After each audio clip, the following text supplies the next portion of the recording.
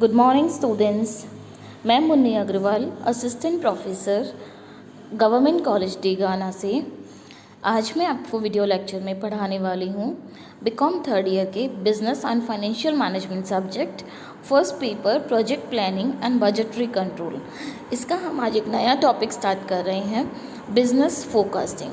Business forecasting के ऊपर मैं 3 से 4 वीडियो लेक्चर्स बनाऊंगी क्योंकि ये बहुत बड़ा टॉपिक है और इसके ऊपर थियोरेटिकल क्वेश्चन के साथ साथ न्यूमेरिकल क्वेश्चन भी आने के पूरे चांसेस होते हैं। तो आज हम स्टार्ट करते हैं बिजनेस फोरकास्टिंग, व्यावसायिक पूर्वानुमान टॉपिक का पहला वीडियो लेक्चर। देखिए स्टूडेंट्स, सबसे पहले हम पढ़ते हैं कि फोरकास्टिंग क्या होता है। Forecasting is a technique of estimating the relevant future events and problems on the basis of past and present data. आप जब भी कोई नया बिज़नेस स्टार्ट करने जाएंगे या फिर आप कोई बिज़नेस में चेंजेस करने वाले हैं, बिज़नेस में कोई नया प्रोजेक्ट लेकर आने वाले हैं, तो आप उसको प्रोजेक्ट को ऐसा नहीं है कि आपके प्रोजेक्ट दिमाग में आया, आपने उसमें इन्वेस्टमेंट किया और आपने प्रोजेक्ट स्टार्ट कर दिया। आप उससे पहले बिज़नेस में जो पॉसिबल इवेंट्स हो सकती है, जो हमारे बिज़नेस एनवायरनमेंट में चेंजेस हो सकते हैं या फिर जो समस्याएं आपके सामने आ सकती है, आप उनको एस्टिमेट करेंगे। सो it is a technique of estimating the relevant future events and problems. अभी किस बेसिस पे करेंगे आप? On the basis of past and present data. आप पहले पास्ट एनालाइज करेंगे, लाइक पास्ट में सेल्स का क्या ट्रेंड है, डिमांड का क्या ट्रेंड है, जब ऐसी सिचुएशंस पहले भी अकर हुई थी तो डिमांड में क्या चेंजेस आए थे। सपोज़ कोई पैंडमिक है तो पहले किसी पैंडमिक की वजह से क्या क्या डिमांड प्रोडक्शन में चेंजेस आए थे और उस पैंडमिक की जब भी सोल्यूशन निकल कर आया, जब वो ख़त्म हुआ, उसका इफ़ेक्ट ख़त्म हुआ, तो किस तरह से वापस सारे एलिमेंट रीसेटल हो गए। तो आप इन चीज़ों को फोकस्ड करेंगे। It is a systematic guess of future course of events. मतलब ऐसा नहीं है कि आप हवा में ही कुछ तुक्का लगा रहे हैं कि शायद ऐसा हो जाएगा, आप अनुमान लगा रहे हैं, लेकिन it is based on data, it is based on data analysis of past trend. So it is a systematic guess, it provides basis for a planning. ये जो बिज़नेस फोरकास्टिंग है, ये जो पूर्वानुमान है, ये आपको प्लानिंग में हेल्प करता है। प्लानिंग का आधार ही क्या होता है? पूर्वानुमान। जैसे हम रियल लाइफ की बात करें, सपोज़ आपको कोई इवेंट प्लान करनी है, आप कॉलेज स्टूडेंट है, आपको कॉलेज में कोई इवेंट प्लान करनी है, तो आप स्टूडेंट से सपोज़ कंट्रीब्यूशन ले रहे हैं, कितना मॉनेटरी कंट्रीब्यूशन आप एक स्टूडेंट से लेंगे, ये किस पर डिपेंड करेगा कि इससे पीछे जब आपने इवेंट्स करवाई है या आपके सीनियर्स ने इवेंट्स करवाई है, तब कौन कौन सी आइटम पे, कौन कौन सी चीज़ पे कितना पैसा आपका लगा है, उसके अकॉर्डिंग आप पहले फोरकास्ट करेंगे कि अभी क्या क्या चेंजेस हुए हैं, कितनी महंगाई बढ़ी है, प्राइसेस कितनी बढ़ी है, और अकॉर्डिंगली आप प्लानिंग करेंगे। So forecasting is a basis for planning. Sales forecast, अगर आप सेल्स का फोरकास्ट करते हैं, विक्रय का पूर्वानुमान लगाते हैं, then it is estimate of firms revenue for a specified time period. किसी पर्टिकुलर टाइम पीरियड में एक फर्म का क्या रेवेन्यू होने वाला है। Revenue is a amount which a company gets from sales. Sales से जो मनी आप इकट्ठा करते हैं, that is called revenue.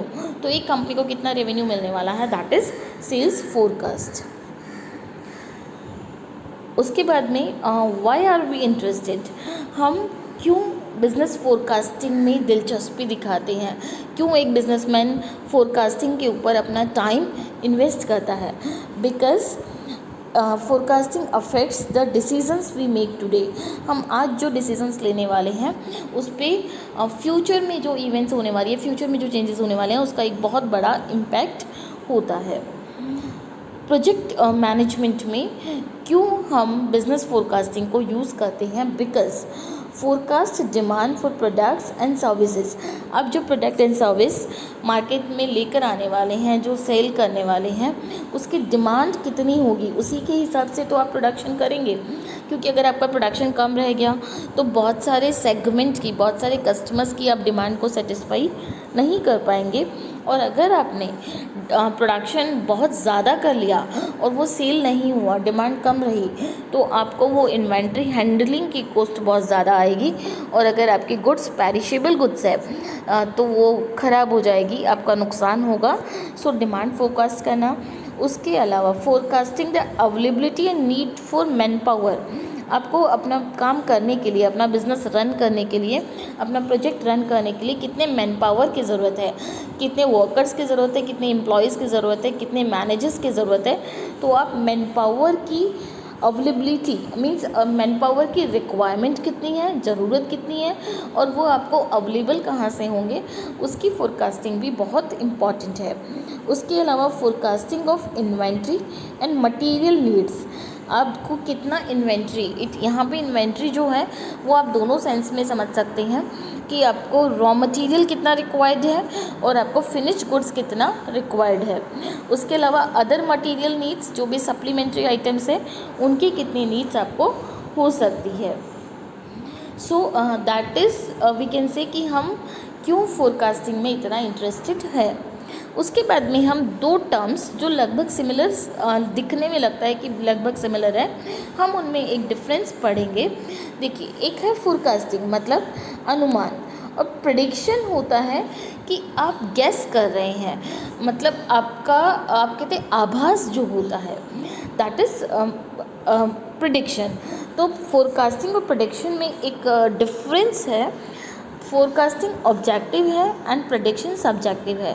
Means forecasting किसी पर्टिकुलर सिचुएशन को एनालाइज करने के बाद में फ्यूचर को लेकर जो फोरकास्ट करेगा वो लगभग सिमिलर रहेगा। प्रेडिक्शन जो है वो सब्जेक्ट टू सब्जेक्ट मतलब पर्सन टू पर्सन वेरी कर सकता है। फोरकास्टिंग बहुत अधिक साइंटिफिक है, इसमें बहुत सारे scientific method, scientific tools, techniques हम यूज़ करते हैं, जबकि प्रेडिक्शन इंट्यूशन पे बेस्ड है, आभास पे बेस्ड है। फोरकास्टिंग में बायसनेस नहीं होती है, जबकि प्रेडिक्शन में इंडिविजुअल बायसनेस होती है, मतलब मेरा व्यक्तिगत झुकाव, मेरा व्यक्तिगत रुझान की तरफ है, ये हमारे अनुमान को बहुत ज़्यादा इफ़ेक्ट करता है प्रेडिक्शन में। उसके बाद में forecasting is reproducible and prediction is non reproducible. Means forecasting में आप चेंजेस कर सकते हैं, प्रेडिक्शन में ऐसा नहीं है। फोरकास्टिंग में एरर एनालिसिस पॉसिबल है, मीन्स कहाँ गलती हुई, कैसे गलती हुई, उसको कैसे करेक्ट किया जाए, दैट इज़ पॉसिबल। जबकि प्रेडिक्शन में error analysis is limited. Look here, it is limited. तो प्रेडिक्शन में एरर एनालिसिस करना बहुत ही लिमिटेड पॉसिबल है। सो ये था difference between forecasting and prediction. अब देखिए, हम पढ़ते हैं कैरेक्टरिस्टिक्स ऑफ गुड फोरकास्ट। अगर आप किसी प्रोजेक्ट के लिए फोरकास्ट करने जा रहे हैं तो उसमें क्या विशेषताएं होना ज़रूरी है, एक अच्छे पूर्वानुमान में क्या विशेषताएं होना ज़रूरी है।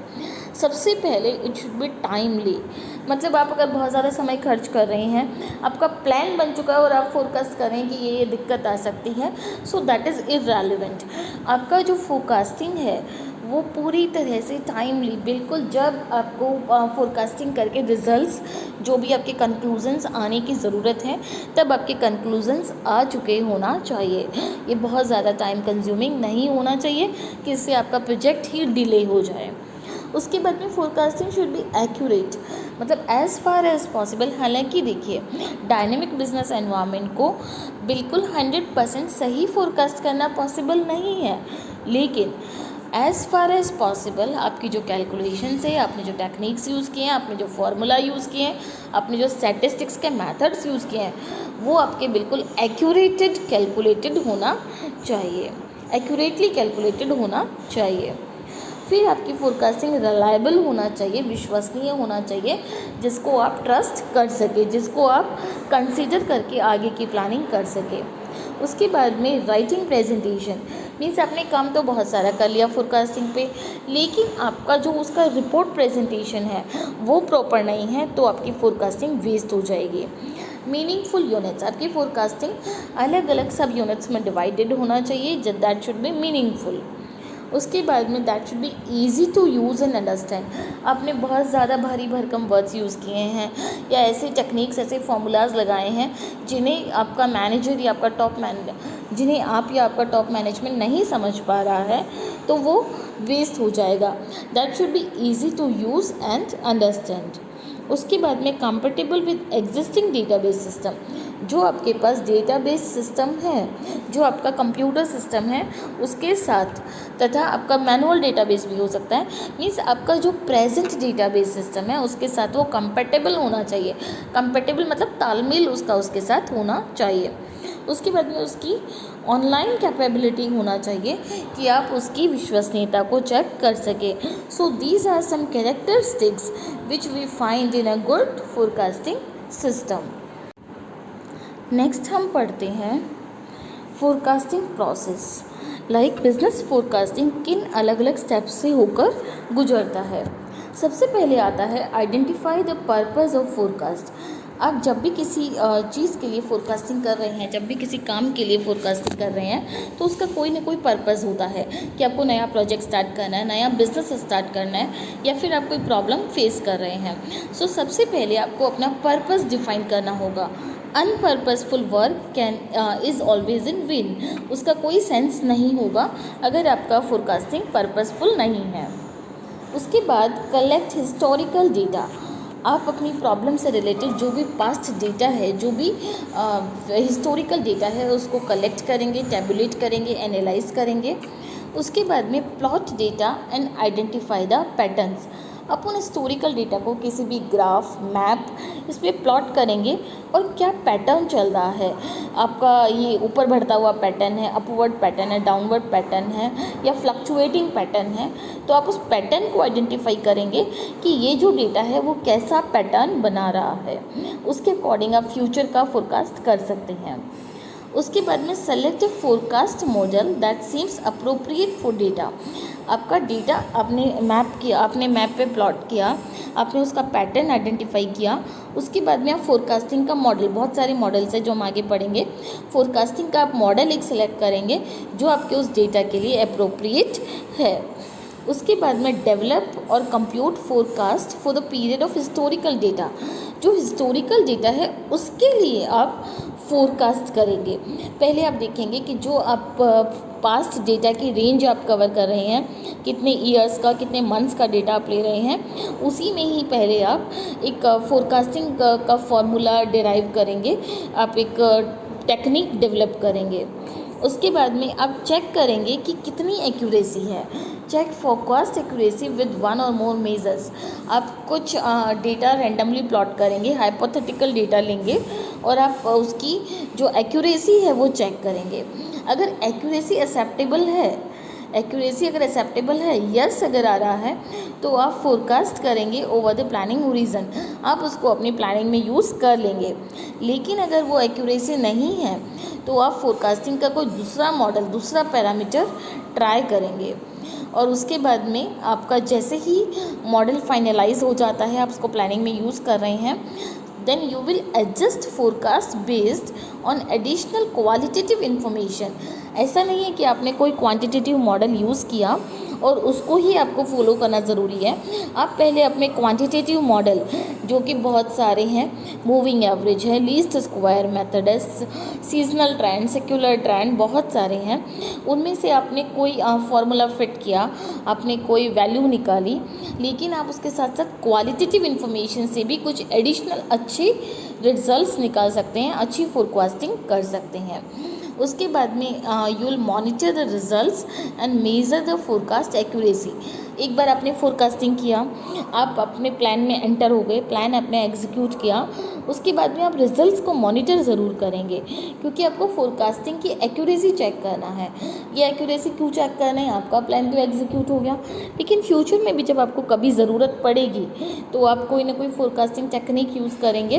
तो ऐसे में आपको क्या रहेगा कि आप उस जो भी मॉडल आपने यूज़ किया है उसका मेज़र, आपका रिज़ल्ट, उसका मेज़रमेंट, उसका रिज़ल्ट आपको पता होना चाहिए। So this is the forecasting process. अगले वीडियोज़ में हम कवर करने वाले हैं फोरकास्टिंग की इम्पॉर्टेंस क्या है, फोरकास्टिंग के एरियाज़ कौन से हैं, उसके एडवांटेज, उसके लिमिटेशंस और उसके मॉडल्स। बहुत कुछ है इस टॉपिक में पढ़ने के लिए जो हम नेक्स्ट वीडियोज़ में कवर करेंगे। Thank you.